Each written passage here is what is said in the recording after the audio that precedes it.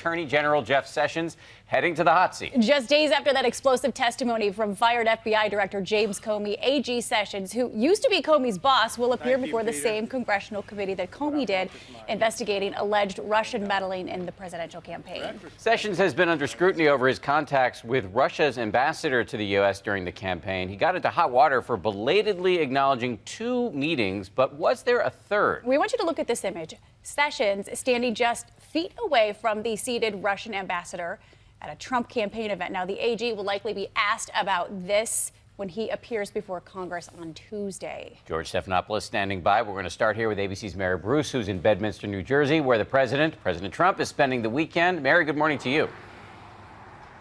Hi, good morning. Well, Sessions was supposed to appear before an unrelated committee, but now, because there are so many Russia-related questions for the Attorney General, Sessions has agreed to appear before the Senate Intelligence Committee on Tuesday to address this issue head-on.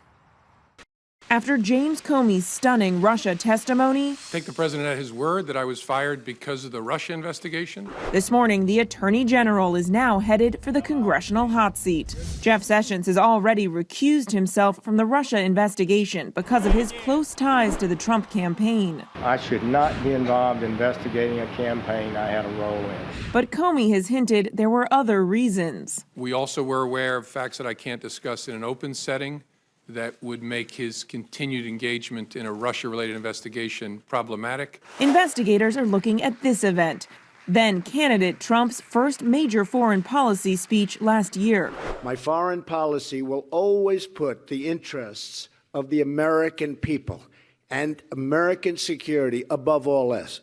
Has to be first. That's Russian Ambassador Sergei Kislyak in the front row. And there's Jeff Sessions. Investigators want to know if the 2 men had any interaction at this event. Sessions has already come under fire for initially failing to report 2 other meetings with the ambassador during the campaign. Now, in a letter to lawmakers, Sessions says in light of Comey's testimony, it is important that I have an opportunity to address these matters. Now, lawmakers are also likely to press Sessions about the parameters of his recusal and ask how he responded to Comey's request that Sessions not leave him alone with the president after those awkward encounters. Dan and Paula. All right, Mary Bruce reporting from Bedminster, New Jersey this morning. Mary, thank you. We want to bring in our chief anchor, George Stephanopoulos, who's going to be hosting this week a little bit later. Good morning, guys. This morning. Good morning to you, George. So let's talk about Jeff Sessions. He will be testifying before the Senate Intelligence Committee on Tuesday. Why would he want to do this? Well, Mary just laid out the questions he has to answer. I mean, there were a lot of revelations in that Comey hearing right there, saying he knew of some intelligence that led him to believe that Sessions would have to recuse himself.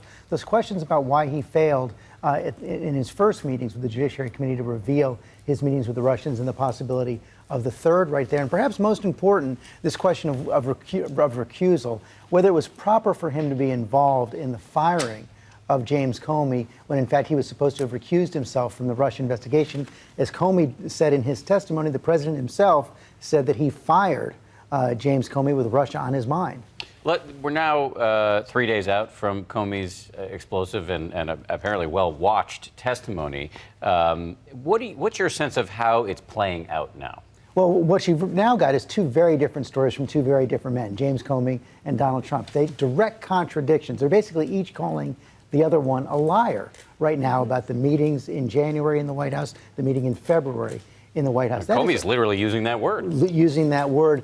That now almost certainly something that Special Counsel Robert Mueller has to look at. You know, the president claimed as vindication the fact that James Comey said that he wasn't under investigation for for any contacts with Russia. He is almost certainly now under investigation for possible obstruction of justice, given the fact that Comey has turned over those memos. And we're going to talk this morning to 2 people who know a lot about this. Number one, Preet Bharara, the former U.S. Attorney for the Southern District of New York, who was actually fired by President Trump. Like James Comey, this is his first television interview since being fired, and he knows both James Comey and Robert Mueller very well. And we're also going to talk to a member of the president's legal team. A lot of questions for Jay Sekulow, one of the president's attorneys, to answer. And real quick, you mentioned vindication, but Trump feels vindicated by Comey's testimony, as does his base. They are standing firmly by him. What's your take on that? So far, I mean, yeah, I think some of the polling shows that, especially you go to Breitbart, you go on right-wing media sites, they're all echoing